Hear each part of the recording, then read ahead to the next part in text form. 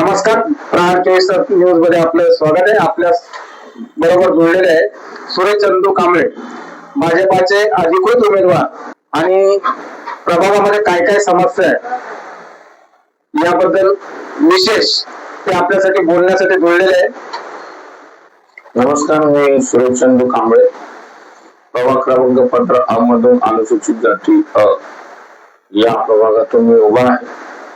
आणि सर्वप्रथम प्रहार या आपल्या चॅनेलला मी धन्यवाद देतो की हे माझे इंटरव्ह्यू घ्यायला आले. आपल्या प्रभागामध्ये प्रचार करत असताना लोकांमध्ये काही भावनिक मुद्दे आले आहेत का? मी तुम्हाला सांगतो, काही भावनिक आपले मुद्दे आलेलेच आहेत. कारण की बीजेपीचे काही माजी नगरसेवक होत्या, त्या माझ्या भावाच्याच आपलं पत्नी आहेत. बीजेपीने त्यांना आपलं तिकीट नाही दिले, बीजेपीवरती ते आरोप करतायत. परंतु मी तुम्हाला सांगू इच्छितो की हा प्रभाग 2 महिला आणि 2 जेंट्स आला. त्याच्यामध्ये गेल्या वेळेला ओबीसी जेंट्स होता आणि आता एससी जनरल आलाय. त्याच्यामुळे 2 महिला 2 पुरुष असं द्यायचं होतं. पण त्याच्यामुळे सगळं समजवण्यात आलं की जनरल मध्ये एससी मध्ये एक जज देणार आणि ओबीसी जो महिला आपला जेंट्स होता तो आता आपला महिला झाल्यामुळे ओपन जेंट्स आणि जे आपलं एससी जनरल जेंट्स हे 2 सीटा मिळणार आणि एक ओबीसी महिला आणि एक ओपन महिला असं मिळणार. पक्षाने त्यांना समजवलं की तुम्हाला पुढच्या वेळेला आपलं स्वतःचे उमेदवार भावनिक आपलं कौटुंबिक मला पक्षाची गद्दारी केली, हे केले, मला तिकीट नाही दिले, असं काही नाहीये. त्यांना समजवण्यात आलं केळकर साहेबांनी, डावकरे साहेबांनी, आमचे आदरणीय आपले जे नेते आहेत की बाबा 2 महिला आणि 2 जेंट्स आलेले आहेत, तर एससी आम्ही जेंट्स देतोय कारण की 3 महिला देण्यात येणार नाही आणि तसं हेही नाही, तसा प्रभाग येणार नव्हता. तसा प्रभागही नाही. तर तुम्ही टेन्शन घेऊ नका. कारण की जर तो एससी महिला आला असता तर ऑटोमॅटिकली तुम्हाला देण्यात आला असतं. आणि कारण की तुमचा मुलगा हा छोटा आहे, त्याला अनुभव नाही. पुढच्या 5 वर्षामध्ये तुम्ही चांगली आपलं कामं करा, त्यांना संधी घेऊन, आणि तुम्हाला तुमचा विचार होईल याचा नक्की. परंतु काही भावनिक राजकारण माझ्याशी दगा केला, हे केला. मी सांगू इच्छितो जनतेला की पक्षाने तुम्हाला समजून सुद्धा पक्षाची बंडखोरी हे बरोबर नाही. शेवटी तो माझा भावच होता, मला माहिती आहे. आणि मी स्वतः आदरणीय रवींद्र चव्हाण साहेबांकडे त्यांनी मागणी केलेली, महाराष्ट्राचे प्रदेश अध्यक्ष आमचे, तेव्हा ते बोलले की एससी लेडीज आले की मला द्या. साहेबांनी तेव्हा सुद्धा त्यांना आश्वासन दिलेलं, असं झालं तर तुमच्यावर अन्याय होणार नाही. परंतु एससी जनरल झाला, ओबीसी महिला झाला, तर त्याच्यामुळे त्यांना देण्यात आलं नाही. परंतु हा प्रोटोगंडा माझ्या मित्रांनी काम केलं, हो केलं ना, मी केलं. राजकारणात मीच आणलं सर्वांना, माझ्यामुळेच मी माझा हात छाटून दिला. जेव्हा माझ्याकडे मागण्यात आलं की म्हणजे तुमचे बंधू राजकारणात याच्याबरोबर तुम्ही अगोदर राजकारणामध्ये होते? हो, मी नगरसेवक होतो 2007 साली. बंधू 2012 साली होते. 2007 ला आपण कुठच्या पक्षाचे नगरसेवक होता? मी एसटीचे नगरसेवक होतो, सिंगल वार्ड होता.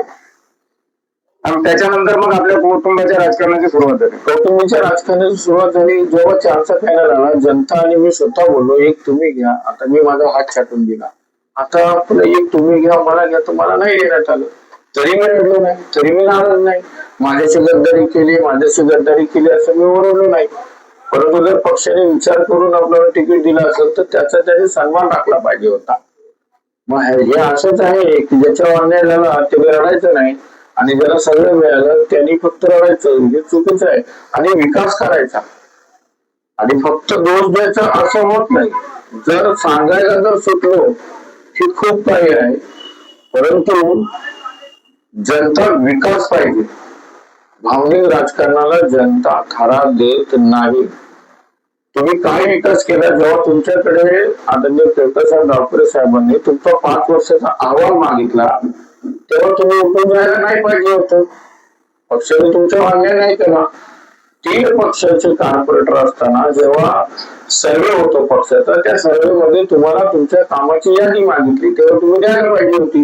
काय काम केलं, काय नाही केलं, 3 वर्ष तुमच्या ऑफिस समोरचं बाथरूम आपलं शौचालय बंद का?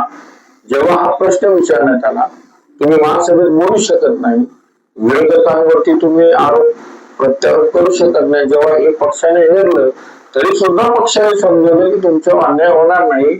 आमच्या बीजेपी पक्षामध्ये मुख्यमंत्र्यांपासून चांगल्या चांगल्या आपल्याला कार्यकर्त्यांवरती 25-25 वर्ष अन्याय झाला, त्यांनी पक्ष नाही सोडला. तुम्ही थोडस शांत राहा, तुमच्यावरती अन्याय होणार नाही, कार्य करा, तुम्हाला तिकीट द्यायला ठीक. पण हा एवढा उतावळपणा फक्त खुर्चीसाठी इमोशनल हे राजकारण जनता आणि बीजेपीचे कार्यकर्ते, बीजेपीचे वोटर हे मानायला तयार होणार नाहीत. आणि तुम्ही कुठल्या पक्षात गेला, ज्या पक्षाचं काय इथे आता अस्तित्वच नाही राहिलेलं, तुम्ही काय आवाज उठवणार? तुम्ही तुमचा आवाज द्यायला पाहिजे होता, तुम्हाला दिलं असतं. म्हणून ते पक्षाने आपलं ते नाकारलं आणि ते त्यांनी स्वीकारायला पाहिजे.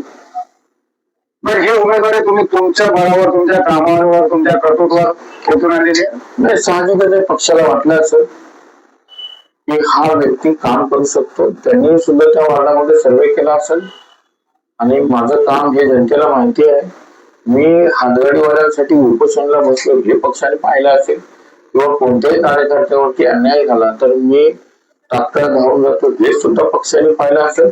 आणि पक्षाचे कार्यकर्ते ज्येष्ठ आपले इकडे गेली 35 वर्ष, कारण की हरिबजाज साहेब ते त्यांच्या बरोबर राहून त्यांचा कामाचा अनुभव आहे. आज आपलं वागड स्टेट मध्ये पाहिलं तर बीजेपी पक्षाला हरिबजाज या चांगल्या ज्येष्ठ कार्यकर्त्यांनी तिथे बीजेपीचं काही नसताना तिथे नगरसेवक आणून दिला होता.